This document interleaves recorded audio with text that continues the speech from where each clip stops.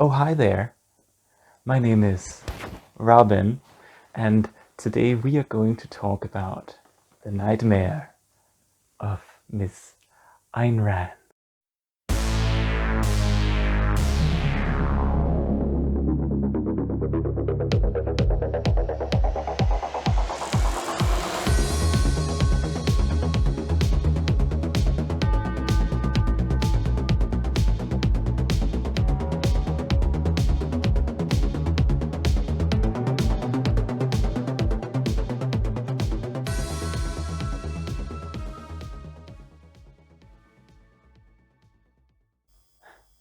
Ayn Rand was a Russian philosopher and writer born in 1905.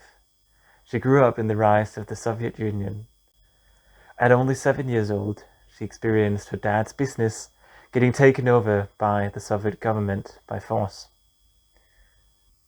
After getting her degree in history, she fled to the US and became a prominent writer with the absolute breaks of books The Fountainhead and Atlas Shrugged.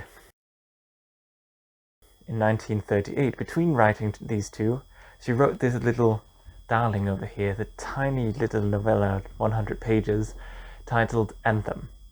Anthem is a fictional diary by the main character Prometheus, who escapes a post-apocalyptic, dystopian, communist, oligarchical regime. Together with his girlfriend Gaia, they flee to the woods where they establish their new individualist society. This is where Prometheus gets the epiphany that it is not the great we that should be prayed to, but the great I and the great ego.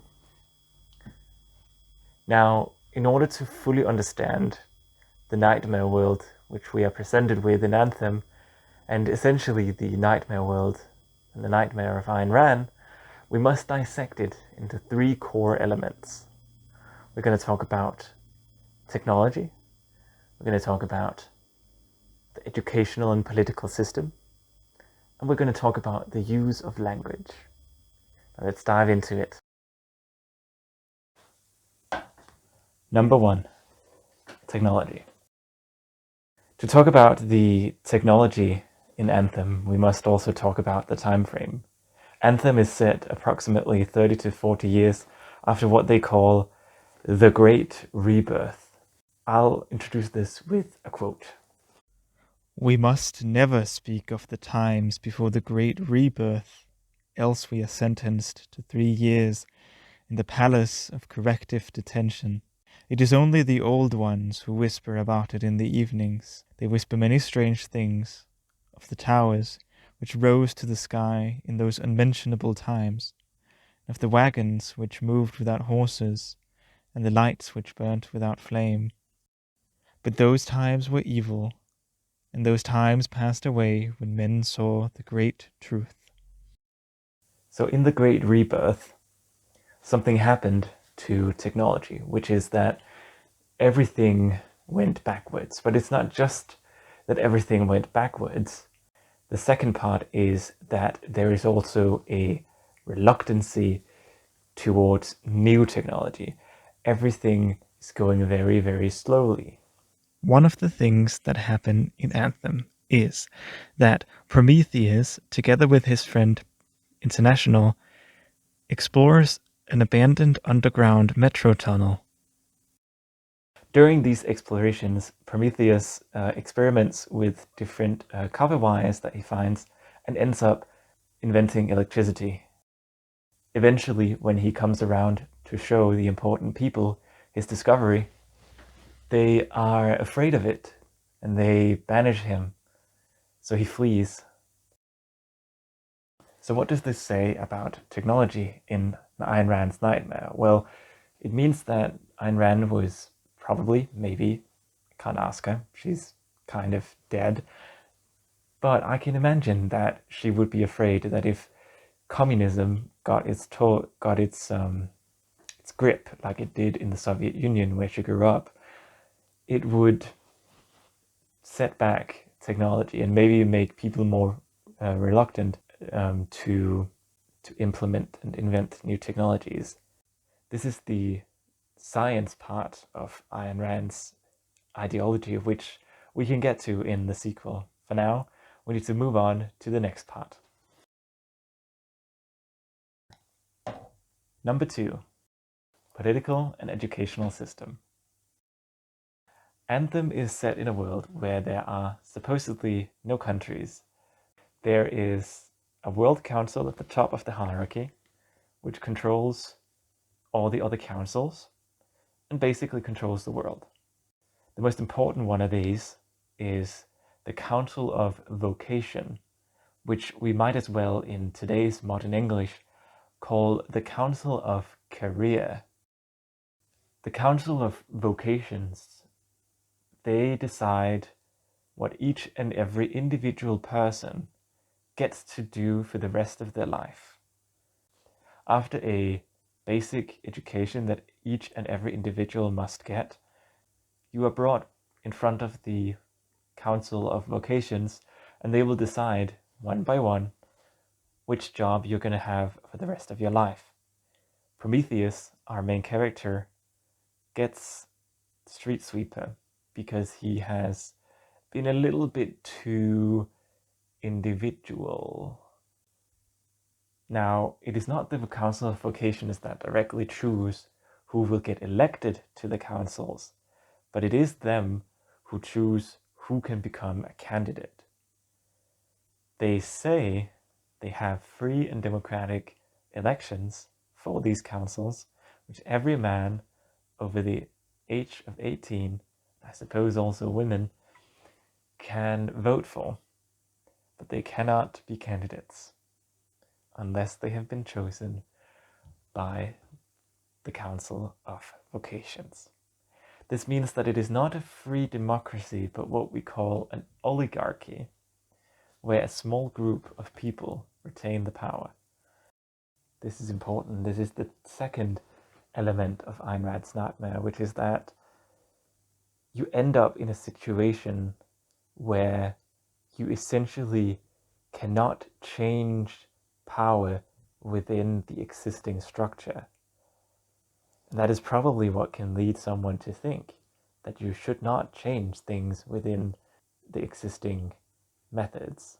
So, with that in mind, let's get on to the third element.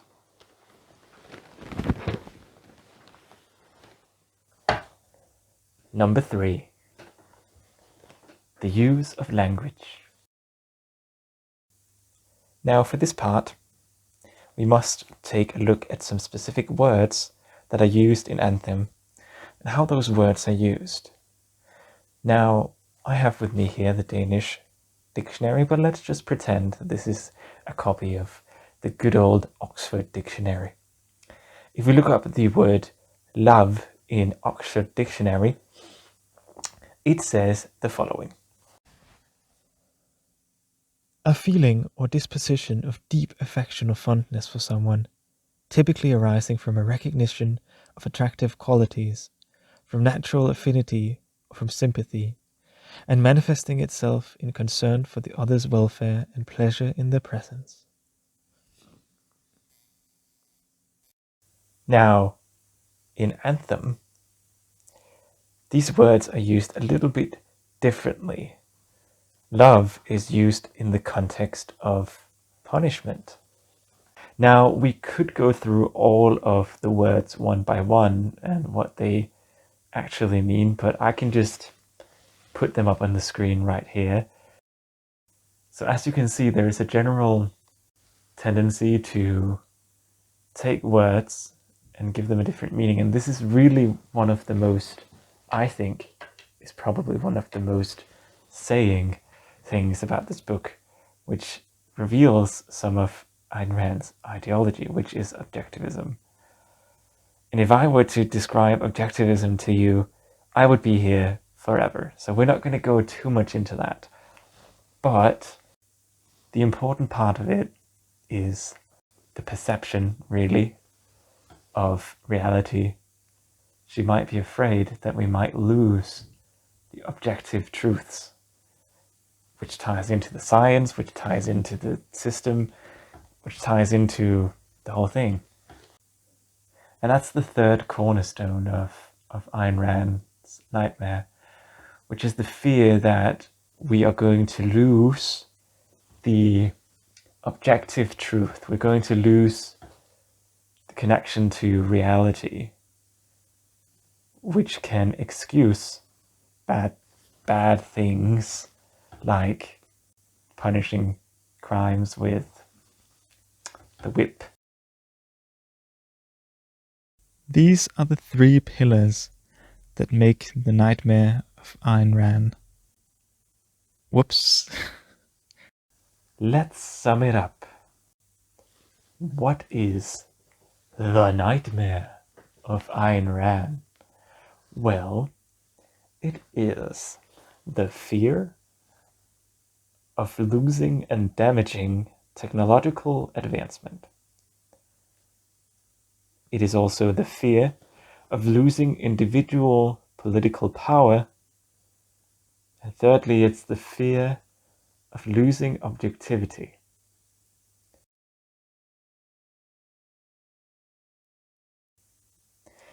Thank you for watching. If you like this, how did that get here? How is it ringing? It's not connected to anything.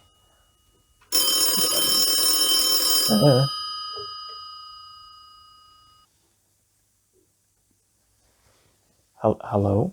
Hi, it's you from the future. How is that even Don't worry about that.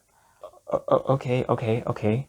Yeah, I'm not done talking about Ayn Rand. I just read her biography and, ooh, I have some juicy gossip to talk to you about. Yeah, no, 13 minutes is not going to be enough, okay? See ya.